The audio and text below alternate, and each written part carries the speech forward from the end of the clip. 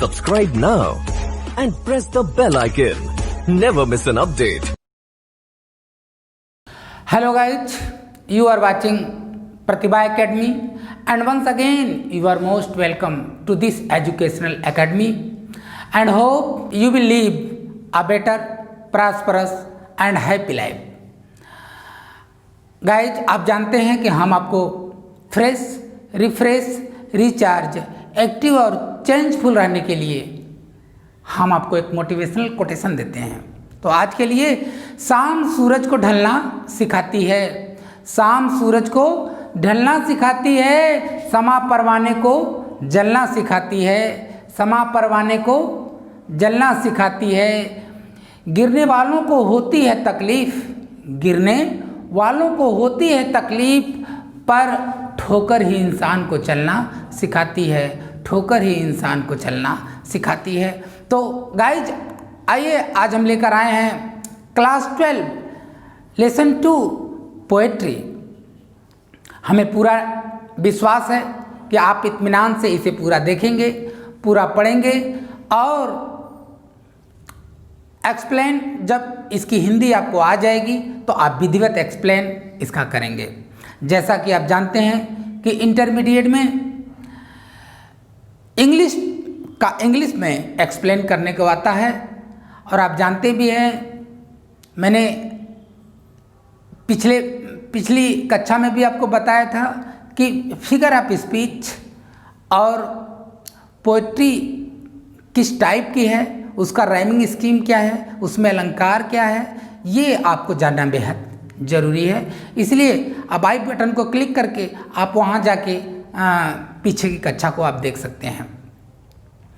Guys आज true beauty ये आपका लेसन है जो आपके किताब में दिख रहा होगा, जिसके लेखक थॉमस कैरी हैं। हम आज इन्हें पढ़ेंगे। सबसे पहले हम मीनिंग स्टार्ट करते हैं। द ट्रू ब्यूटी सच्ची सुंदरता बाय थॉमस कैरी। मीनिंग इसका लव्स मीन्स लाइक्स पसंद या प्रेम करना, Rosy means beautiful like the rose गुलाबी, beautiful like the rose. Coral means red coral कई प्रकार का होता है, लाल मूंगा। लिप मीन्स ओठ। एडमार्स मीन्स प्रेज प्रशंसा करना।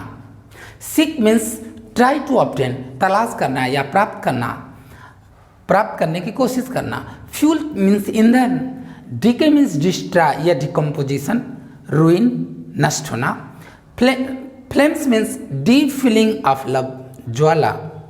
वेस्ट मीन्स रूइन समाप्त होना। अवे मीन्स गो अर्थात जाना। स्मूथ मीन्स फ्लोइंग रेगुलरली निष्कपट। Steadfast means firm desire दृढ़ इच्छा। जेंटल मीन्स प्योर शुद्ध। थॉट मीन्स आइडिया विचार। काम पीसफुल शांत। डिजायर मीन्स विल इच्छा। कंबाइंड मीन्स ज्वाइंट जुड़े हुए। डिस्पाइज मीन्स हेट घृणा।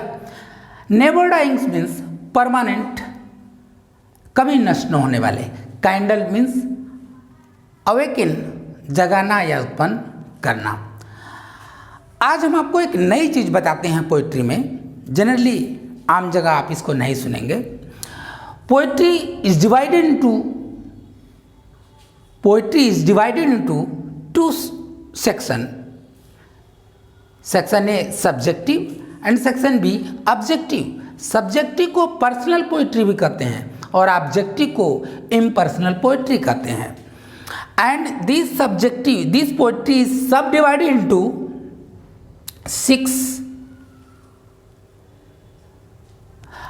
6 part and objective is sub divided into 4 part. 6 part में क्या है? Lyric, ode, sonnet, song, elegy, hymn. Objective में क्या है? इम्पर्सनल पोएट्री में epic, ballad, narrative, descriptive. Narrative poetry and descriptive poetry. तो ये जो सब पोएट्री जो डिवाइडेड है सब्जेक्टिव या पर्सनल पोएट्री में, हम आज कैरेक्टर ये हम आप पढ़ेंगे द ट्रू ब्यूटी। वो लिरिक है, लिरिक जैसे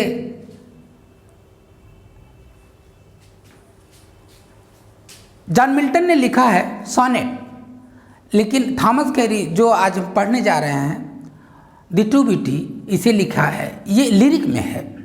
तो आइए स्टार्ट करते हैं आपकी किताब विधिवत। आप मुझे उम्मीद है, मैं आशा करता हूँ कि आप इसे बढ़िया से पढ़ेंगे और इसका अर्थ निकालेंगे, हिंदी में लिखेंगे, और जो बात नहीं समझ में आएगी उसे आप जाके देख लेंगे, मीनिंग को तैयार कर लेंगे।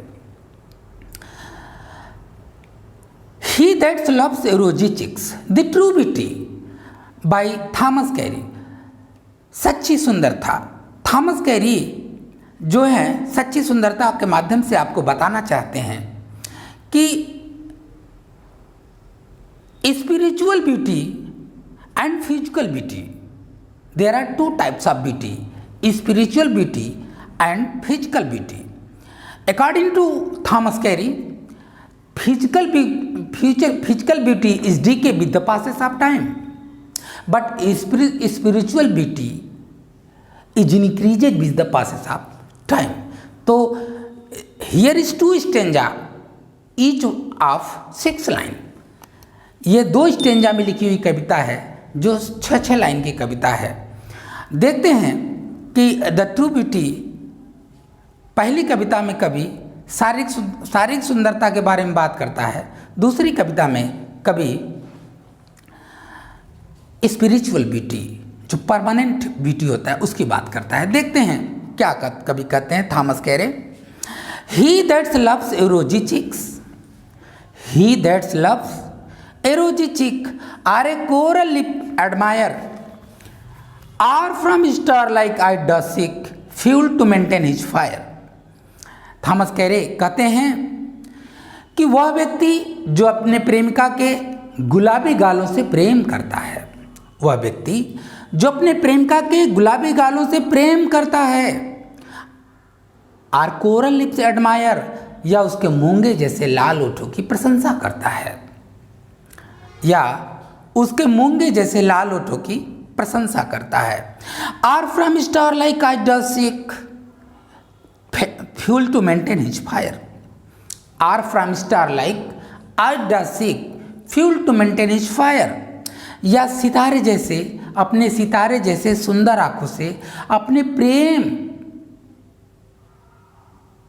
की ज्वाला को प्रज्वलित करता है। As old time make this decay so his flames must waste away. ऐसे व्यक्ति की प्रेम की ज्वाला उस समय समाप्त हो जाती है जब बुढ़ापा उसके प्रेमिका के शारीरिक सौंदर्य को नष्ट कर देता है। Once again, he that's loves a rosy cheeks or a coral lips admire or from star like eye does seek fuel to maintain his fire as old time makes this decay so his flames must waste away. कवि Thomas Carew कहते हैं कि वह व्यक्ति जो अपने प्रेमिका के गुलाबी गालों से प्रेम करता है या उसके मूंगे जैसे लाल ओठों की प्रशंसा करता है, ऐसे व्यक्ति की प्रेम की ज्वाला उस समय समाप्त हो जाती है जब बुढ़ापा उसके प्रेमिका के शारीरिक सौंदर्य को नष्ट कर देता है। ये 6 लाइन की कविता है जिसमें पहली लाइन में, दूसरी लाइन में लिखा है कि or a coral lips admire, या अपने लाल or a coral lips admire, या मूंगे जैसे लाल ओठ। इसमें जैसे शब्द छिपा हुआ है, यहाँ क्या है? मेटाफर है। कौन सा अलंकार है? मेटाफर है। Or from star like eye does seeks, कौन सा अलंकार है? सिमली है। Fuel as old time make this decay, कौन सा अलंकार है? As old time, time is personified, यहाँ पर्सोनिफिकेशन है। जैसा कि आप जानते हैं ये जो 6 लाइन की जो कविता है जिसमें फिजिकल ब्यूटी के बारे में राइटर लिख रहा है, इसमें 3 अलंकार हो गए। मेटाफर दूसरी लाइन, तीसरी लाइन में सिमली, और 5वीं लाइन में पर्सोनिफिकेशन। सिमली का डिफिनीशन आप जानते हैं, It is figure of speech in which a comparison is made between two objects of different kind which have at least one point in common, and the word of comparison so like as are used. ये simile का परिभाषा है, metaphor का परिभाषा है. Metaphor is an implied simile.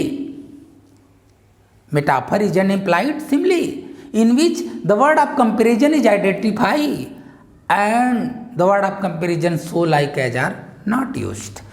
और personification का परिभाषा है, it is figure of speech in which a lifeless object an abstract idea or thought of a living being.